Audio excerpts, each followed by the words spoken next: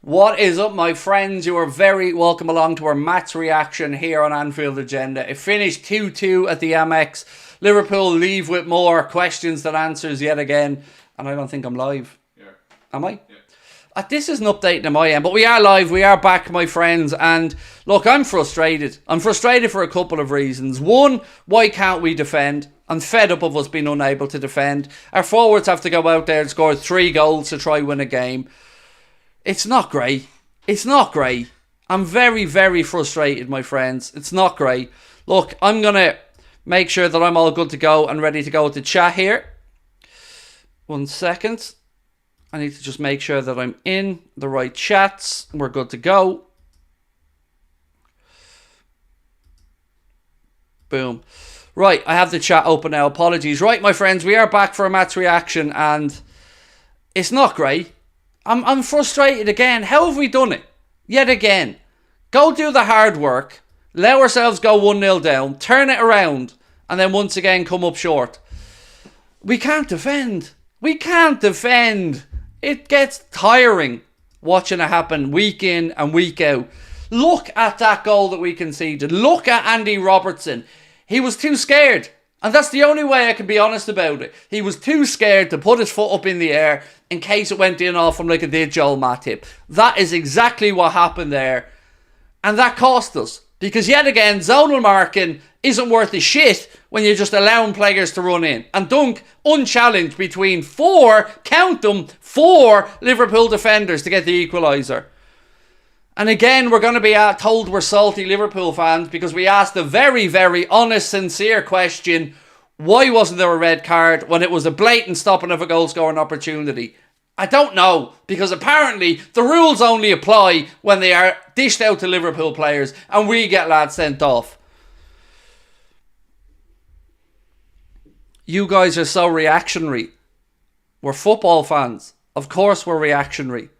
What do you want us to do? We can't be happy when we've gone from a winning position, yet again being able to see a game out, or unable to a losing position. Of course we're going to be reactionary. Of course we're going to be frustrated. We had a great chance today to lay down a marker ahead of that game at the Emirates at 4:30. And what do? We again drew. From the jaws of victory, we've managed to find a draw. We are being brought to you with thanks to our friends at Manscaped as well. Don't forget, you can get 20% off and free shipping at manscaped.com with our discount code Anfield20. You just have to wiggle the handle up and down a bit. Football at times can be the most frustrating of sports, said Jordan Biggs. Lads, I'm sad because when do we not concede 2? Like, we have to score 3 goals to win a game of football. And we won't ever get the credit we should for the moaning about PGMOL and VAR. But again, where was the red card? For that not to even have gotten a yellow is disgusting. But that's irrelevant.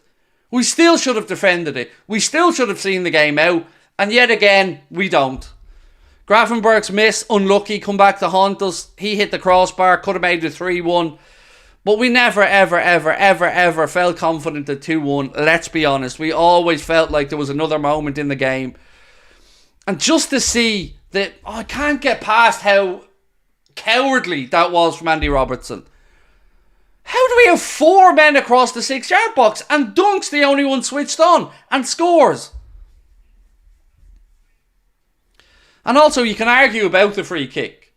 Because I think he jumped through the middle of our 2 players. But either way, Anthony Taylor was giving them all afternoon. But again, I'm not looking for an excuse. The excuse is that we can't defend. That's the excuse. And until we get that right, we have a problem. Because our forwards are brilliant. Our attacking flair is brilliant. But we don't have a natural defensive midfielder. We don't have a shield in front of the back 4. And Van Dijk is gash. I'm going to say it. He's woeful at the minute. But he just strolls around, captain's armbands on, shouting out instructions.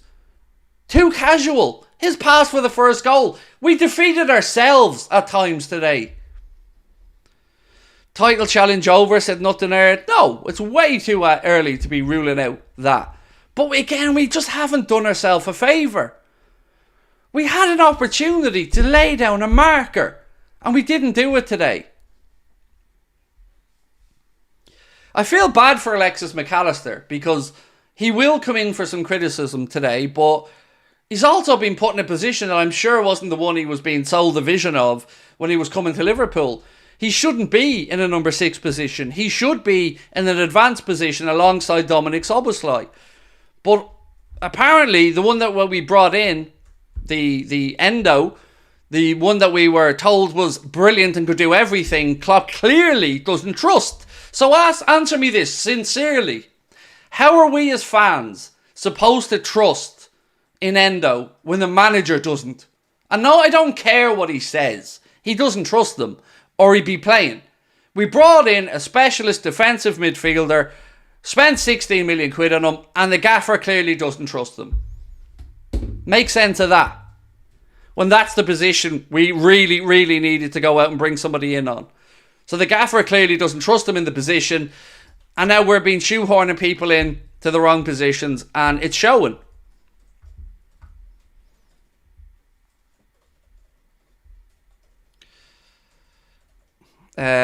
Alexis was really poor today. He didn't have his greatest game. Definitely not.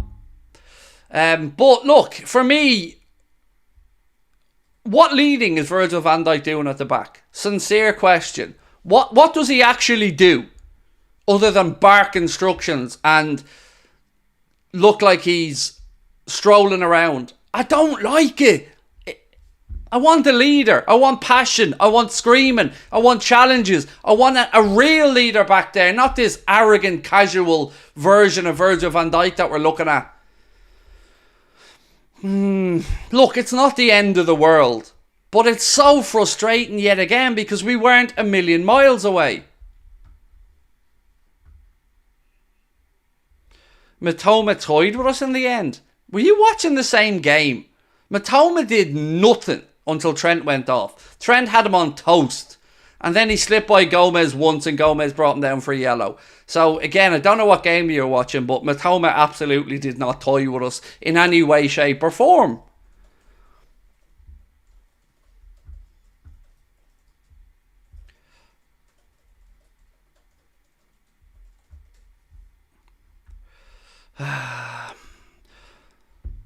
Someone said VVD looked tired today. Well, he shouldn't have been, because he didn't play midweek. Look, I'm just getting to the point where I feel like we're going to have another conversation around Van Dijk that is similar to the ones we were having around Henderson and some of the senior players that Klopp was playing week in and week out when they weren't doing it.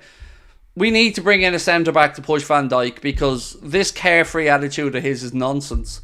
And it's alright when you're actually defending well, but he's not. And again, he stood there and allowed Dunk to get in between them for a tap-in. This zonal marking nonsense just comes back to haunt us because we're from a standing position and they've got runners. And if you go in with somebody running and somebody standing still, whether it's an aerial challenge or anything, who's going to win it? The person with the run-up. The person with the leverage to make a jump. Not the fella standing still jumping up and down on the 6-yard box. That's how our boys think zonal defending works, by the way. We all jump up and down for a second and that's it. Well done, great defending. And then Andy Robertson, afraid to throw his leg at the ball. Afraid. In 2 games we've been unlucky, said Paul. Thank you, Paul. Jurgen needs some flack after today. I really don't understand the change to take Trent off, by the way. I mean, I'm sure they'll hide behind the recovering, the coming back from an injury. But he was playing really well. And we were really strong on the right-hand side. And Matoma was getting no joy. And Klopp makes a change. And then all of a sudden, Gomez comes on. And I don't know if it's Joe Gomez was cold coming into the game and trying to get up to the pace of the game. But the opportunities kept coming then down that side. And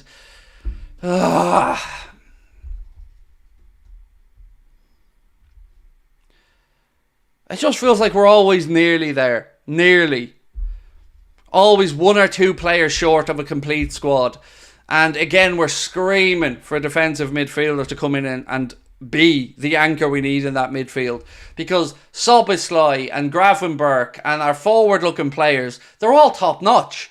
Salah had a good game today. Darwin, let's be honest, did he really seize this opportunity? No. Lucho, bit wasteful in possession. Look, we're going to ask you, Connor, can we get a poll for the man of the match? Yeah. We're going to ask you guys to vote for your man of the match. And don't forget, we will be going across to top of the league in about 10 minutes time, 12 minutes time for a watch along of the game at the Emirates. If you want to join us, you can come to join us with a watch along by clicking the link at the top of the live screen. Who's in for man of the match? Right, we need some suggestions for man of the match, friends. Who are we going to say? Mo, obviously. Trent, I would say. If you're asking me my opinion, Trent. You said for Darwin there. Núñez was good. Was he? I'll pull him and see how many people vote for him. I disagree. I don't think he was really bad, but I definitely don't think he was good. What did he add to the game? What did he bring us in an attacking sense? I'm not being smart. I'm honestly asking. Jens said Scott McMaster class. I mean, mate, you beat Brentford at home. Relax now. Calm down. So, your man of the match poll is Trent, Salah, Darwin or Alisson. I don't get the Darwin love. And remember, I'm somebody who defends Darwin a lot and think very highly of the kid. I just don't think he was great today. He always runs the line. But I want my centre forward scoring as well. And there was one opportunity today that really wound me up a bit. Not on Darwin, but in general. Salah, I think it was, plays the ball across the front of the 6-yard box. And there was nobody there. Nobody gambling on that. And that's unforgivable when you're chasing a game and when you're 2-2. The ball played across the front of the 6-yard box. And that's where I want Núñez. Coming in like a freight train on the end of that.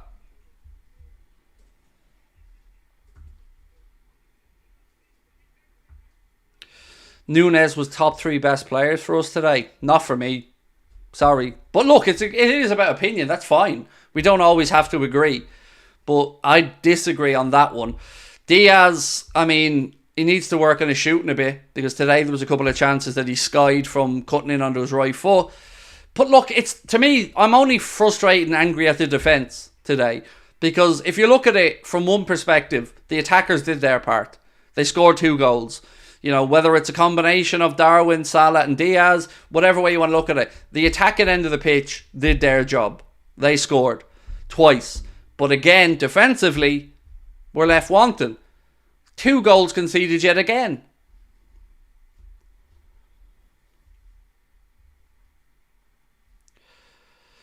I love Szoboszlai whistling. Don't know why, but I do. Look, Szoboszlai is a class player. You know, every time he gets on the ball, you're excited. You're wondering what's going to happen. I don't know, sometimes it's how a draw comes about that leads you how your mood is, right? If we were 2-1 down and we got an equaliser, we're probably in here having a different conversation.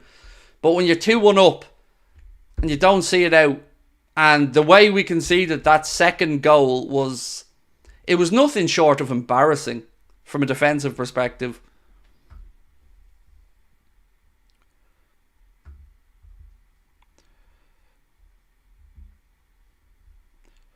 Núñez wasn't bad by any stretch, but let's be honest, he wasn't a difference maker. I think that's probably fair. I think that's probably a fairer assessment. He didn't do anything to make a difference, that's fair. He worked hard, but Darwin will always work hard. You'll never hear me accusing Darwin of being lazy. I take it as a given that we get the hard yards ran by Darwin, because that's what he's about. To say he didn't get any service, I don't really agree with that, to be fair. But look, I'm not angry at the offensive end of the pitch. My frustration is absolutely 100% with our captain. I thought Trent defended brilliantly. And I mean brilliantly. That's probably one of the best games I've seen Trent play in this new position in quite a while. I thought he was really, really good. I thought he matched Matoma and was putting himself about, was putting his body on. I thought Trent was brilliant. And then he takes him off and brings Gomez on. And I'm not trying to knock Joe Gomez, but with 10 minutes to go or whatever it was, in a game like that, when Trent's playing really well, and I'm sure the medical staff was in Jurgen's ear saying, you need to take Trent off, we need to be careful, we need to protect them. I get all that, but to ask Joe Gomez to come on and come into a game at that pace with Matoma and Brighton attacking with March and him down our right hand side, it's a lot to ask. And it's easy to say, but I would have liked to have seen Trent left on, because I really felt like he had it all in command today.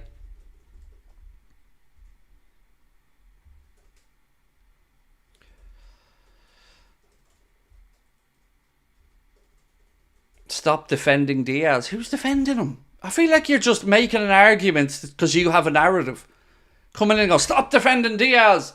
Who's defending him? The only words I've said about Diaz today is that he cut it on the side too much and missed too many shots. But again, I think it's like, I have something to say, so I'm going to pretend everybody else is saying one thing and come in and just use my point. Just say you don't rate him if you don't rate him. You're defending the whole front three. Again, let me just put it this way. Front three scored 2 goals. The attacking end of the pitch did their job. If you score 2 goals away from home, you best believe you're winning the game, because you want your defence to do their job. And Alisson, magnificent. Nothing Ali could do today. When he had the opportunities, one-on-one save, brilliant. But again, I'm going to reiterate, if you score 2 goals, you should be believing that your defence is going to be able to at least keep them to 1. And we didn't, again. And the way we conceded it was, to say childish, to say Sunday League, I mean, that's doing a disservice to the people in the parks around the country. AMC said, it's become abundantly clear to me that this is an agenda against us from the refs this season. Once again, the decisions being made in that game were dubious at best. I'm fed up. I get it. Look, my understanding of the situation at the time was that the double jeopardy rule would have overruled and it would have been a yellow. So I was expecting a yellow and we didn't see anything. But the guy sent me in notes with a reading of the rules, and it states as follows.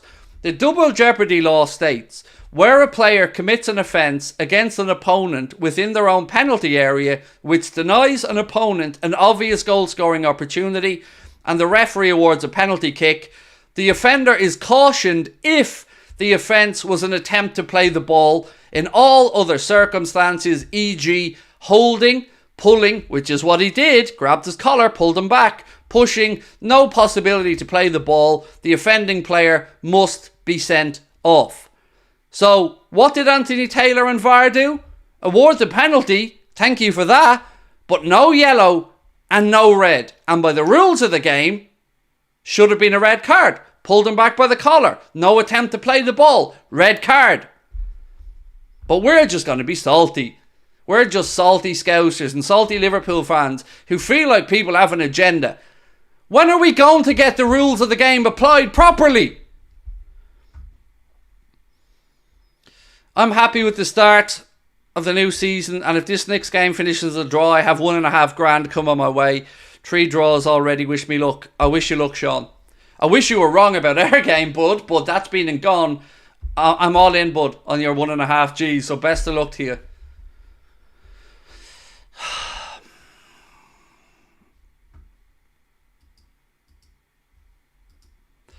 God, it's frustrating, lads.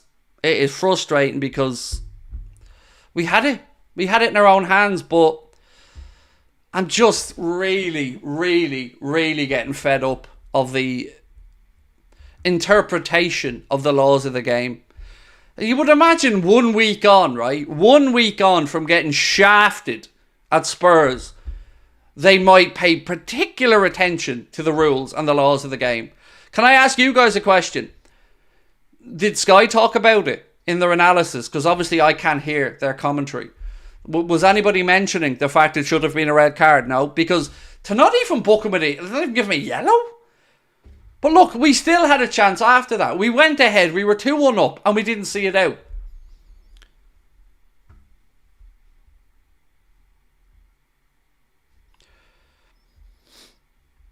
I'm losing faith in VVD's captaincy. Alisson's better, said Nessie. Nessie, I'm losing faith in VVD. Full stop. Never mind the captaincy. I'm baffled at the lackadaisical attitude. They says it was a red card at full time. Well, fair play to Sky if they're saying that. Fair play for at least stating it. But again, it's not much use to us, is it? So the pundits are saying it was a red. Oh, for fuck's sake.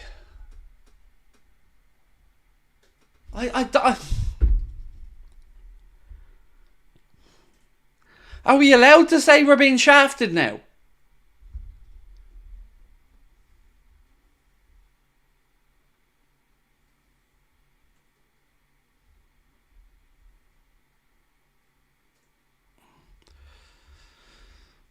Don't be pulling your hair out. Everyone knows it was a yellow card.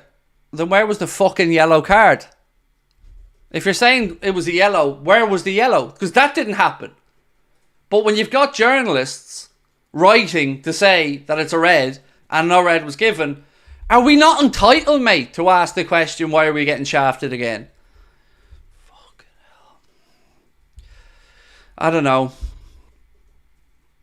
Capello, I missed your super chat, mate. My apologies. 1 second, buddy. I'll scroll back to it. He said, Hincapié and Andre is a must now. We need a number 6. We do, and I'm very hopeful that we go back in for Andre Trinidad, mate. But I can't sit here and tell you specifically one way or the other if we will or not. I don't know. I hope so. I hope we do. Because you're right, we do need somebody to come in and be that 6. Right, so we're going to end the man of the match poll. You guys have voted. It was Trent, Salah, Darwin or Alisson.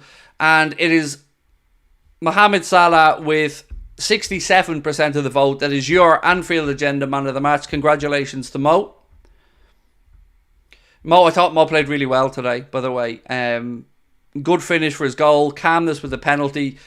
And always running the hard yards. And look, as I said, the front 3 did their job. The front 5 did their job. But defensively, again, we're too easy. It's too cheap and too easy for teams to score against us.